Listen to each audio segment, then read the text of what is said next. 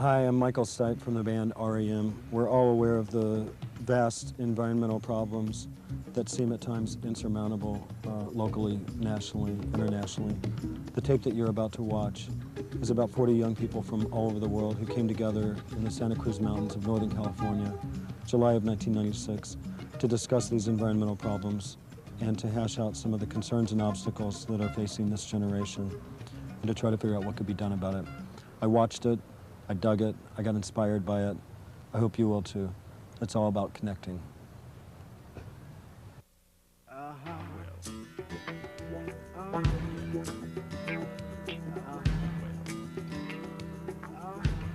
I think this is amazing. I'm just psyched to be a part of it.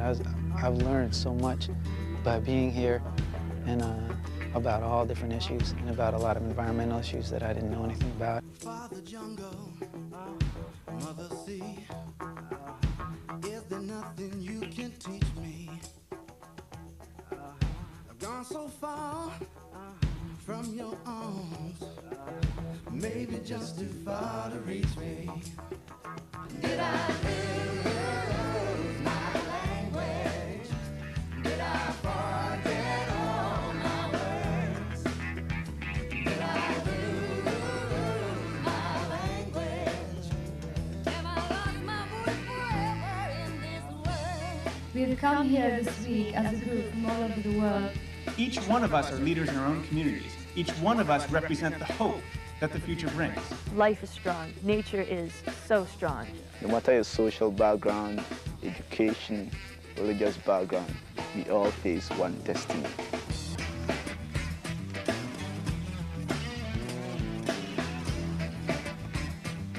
We're actually completely interdependent on each other and interrelated and interconnected in every way. Father Rain, Mother Mud, your silence fills my heart with anguish. Did I turn away from you long enough to lose my language?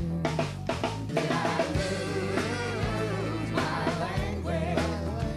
Did I forget all my words? Did I lose my language? Have I lost my voice forever in this world?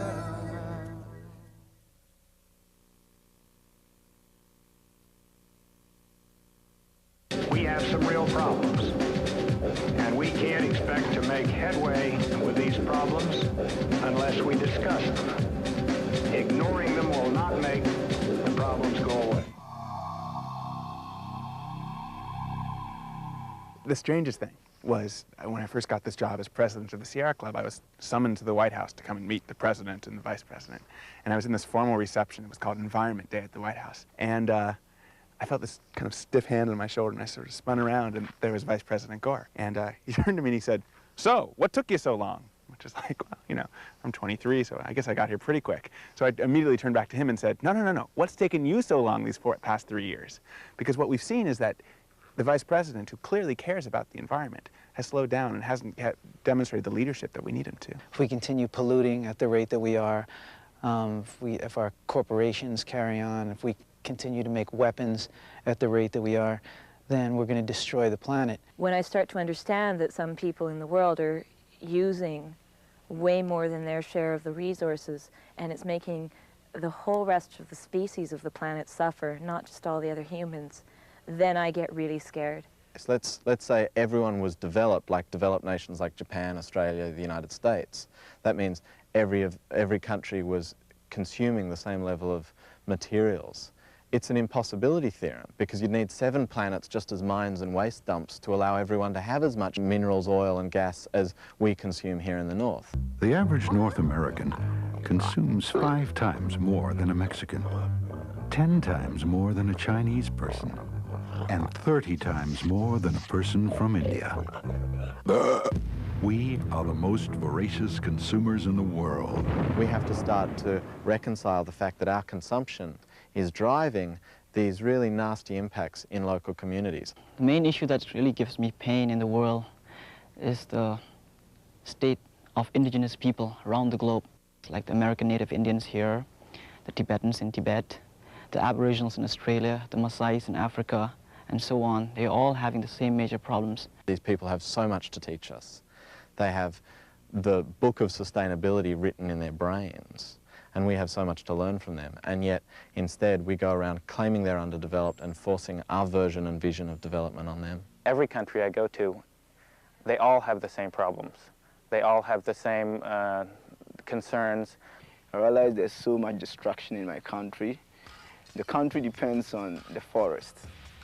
So every day you see trucks cutting timber to be exported to the United States, Europe, and elsewhere. The trees in there, they're 2,000 years old. I mean, some of those trees were around before Christ was. And then, you know, in half an hour, it can be gone.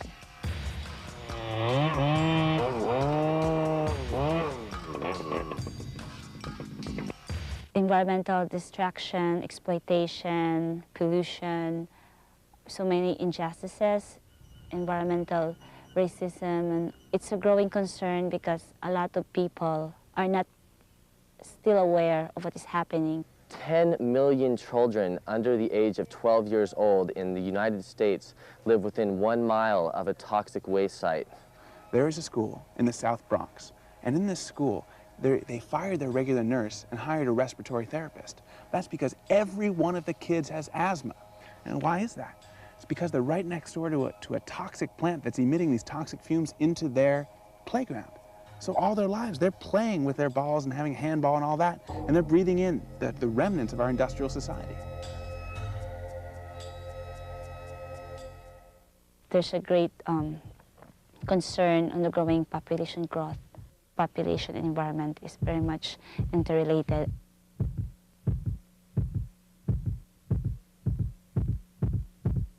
If there's an increased population, of course, the resources will also be used up by this growing population. These population issues affect everything that happens to young people.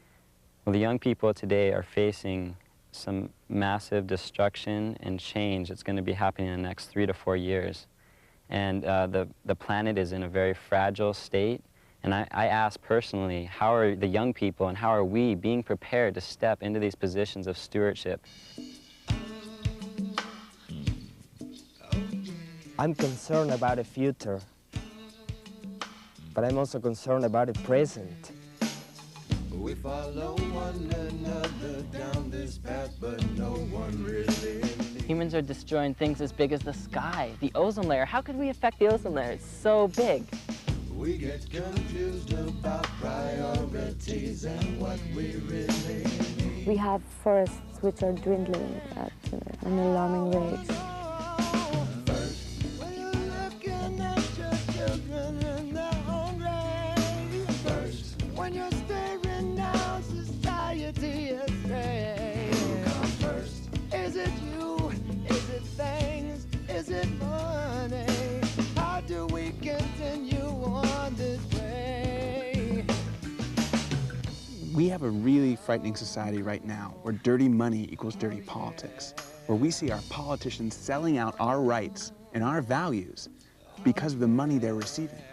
Over and over we see things that make us turn our eyes away. My whole purpose in life is to protect these animals. Things unacceptable before turn into casual display. 20% of the world is consuming 80% of the world's resources. First, when your city's going up in flames around you. First, when your neighbors grow more fearful every day. Who comes first? Is it you? Are the things that surround you? How do we continue on this way? Who comes first? Whatever we do now will matter for the next generation to come.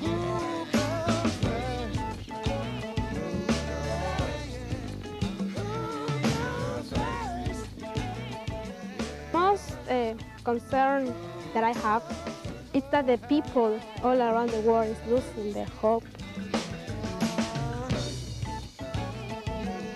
When you tell them, don't destroy the environment, keep some for the future, They will not take you serious. And as a young person, I'm called by seeing these things to do something about it, because this is my future here we're talking about.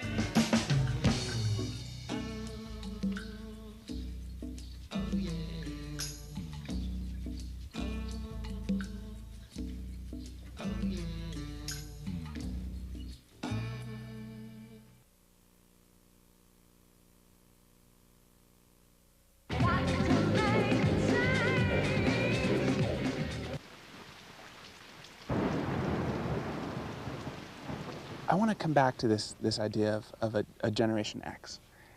There is no Generation X. There is no apathetic, disengaged, bombastic, uncaring generation of people who don't really care. There are people who have received a degenerated world, a world that has all these problems that seem so much larger than each of us. I've come to realize that no matter how big the problem is, no matter how overwhelming the problem is, it takes one man to stand up to do something. Everything in this world is meaning something. I mean, our very existence depends on the animal kingdom and the insect and the plant life, and it's a very delicate balance, and we just have to recognize our place in that balance. And the next step probably will be action. So there will be awareness, understanding, and action, because all of this awareness and understanding will be nothing if it's not coupled with action. Well, when I was 9 years old, I saw a television show that got me involved with the environment. So I started doing things like writing letters, for example, to the president. I put up billboards. I put up 250 billboards all around the United States for free. Well, when I got the letter back from the president, it was a form letter addressed to a dear young citizen telling me to stay in school and not to do drugs.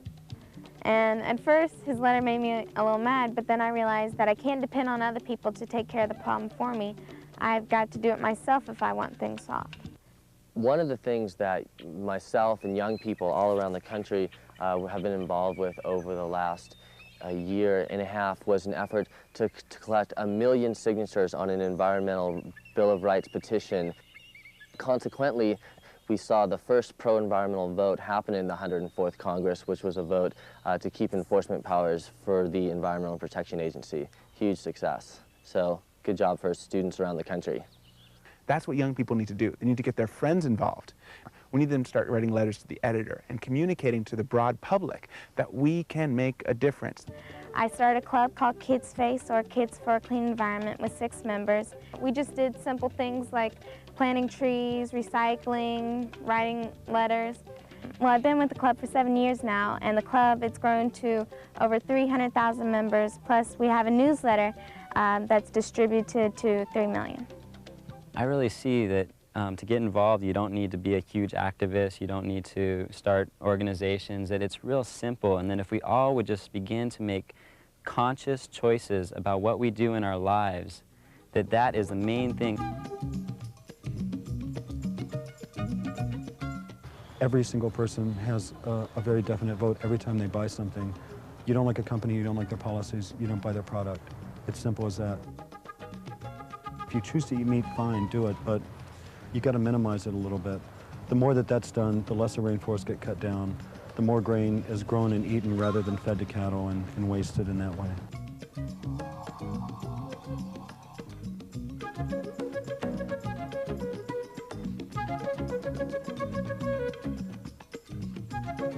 It's ridiculous that we're cutting down trees that are, maybe 5 or 6 times older than the oldest living human being, and turning them into phone books and record jackets, for that matter, when we could be using hemp instead as paper, as building products, as other things, shoes. It's one that doesn't necessarily deplete the soil, but rather adds to it. I think that community gardens are also an important step towards making our cities more livable. Not only can you grow food for yourself, but you get to interact with other people because it's a community sharing the garden. You're interacting with the earth, you're growing food, you get your hands in the soil. You're not just with concrete and asphalt and car exhaust all day, but you can get food. You get a tangible result. And I feel that this part of the environmental movement is extremely important. There comes a time when we all got to speak as one. No more one man stand and shout at another one. Oh no, no, no, no. I am just like you, I'm just like they are just like me. Yeah. Impress yourself with your tolerance and practice for the day. You know the day is coming. There comes a day when we all speak as one. Raise up our voice and speak with everyone.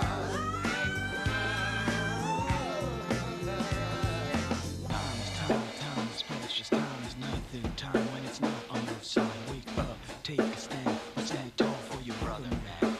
Every man and woman Lives and dies in this earth, scarred by the wounds of an accidental birth. Stop, come on, turn it around. Enough is enough. Can't you see that? I am just like you, I'm just like they are just like me. Hey, impress yourself with your tolerance and practice for the day. You know that day is coming.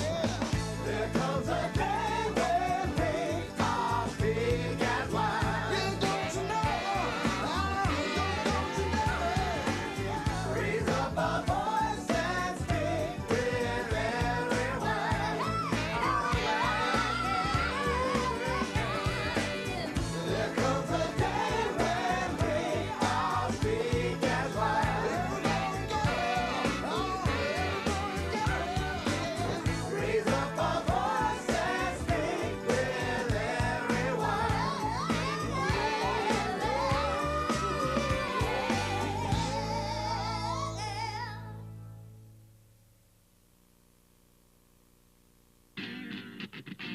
We've come here this week as a group from all over the world to awaken our connection with our environment.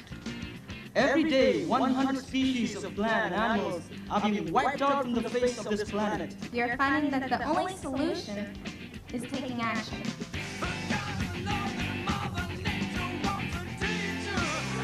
You can't get on your own, babe. And now everything you got is less on. So don't take anything for granted. 'Cause this world grows older as every day goes by. But we don't seem to mind living in a strange.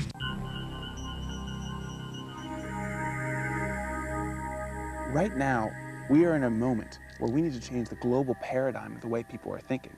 And there is a way to change that global paradigm, but it's not through the techniques that we know. It's not about lobbying Congress. It's about changing the way people think. What a person can do is really just keep gaining higher levels of awareness into themselves and what motivates them to do what they're doing and what's motivating other people to do what they're doing and how what we do affects other people and how what they do affects us. And I'm very positive, and I want to stay positive inside, and I know that there's a lot of destruction going on, but I'm not going to let that make me bring fear into my body, because I know if I have fear inside, that's just going to add to the collective fear and anger that's on this world, and that we need to bring more love and compassion into our lives. Life is strong. Nature is so strong, and I don't think we have the power to completely eradicate it, but we definitely have the power to eradicate ourselves.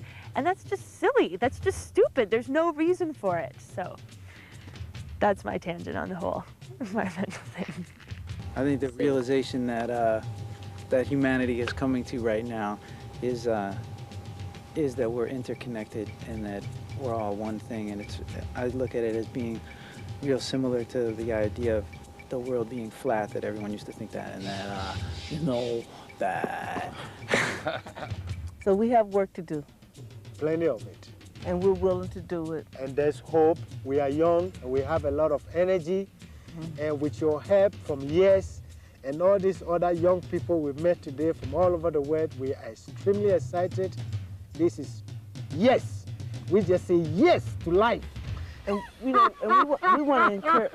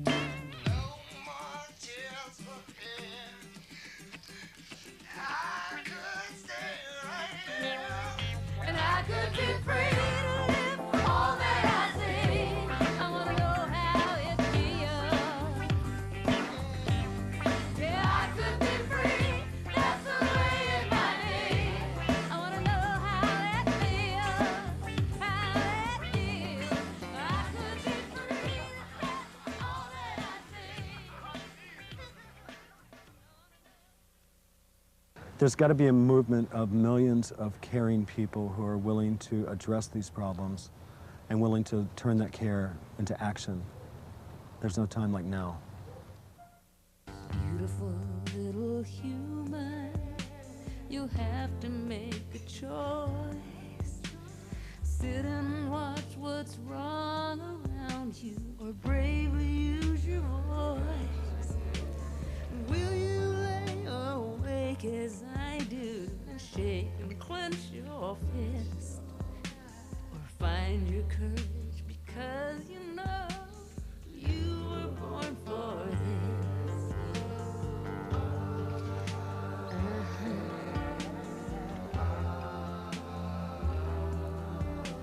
You find your courage because you know you were born for this. Yeah.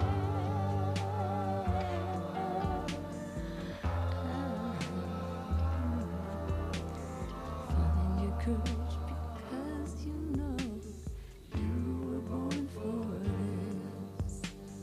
You were born for this. You were born for this. Now turn off your TV and go outside.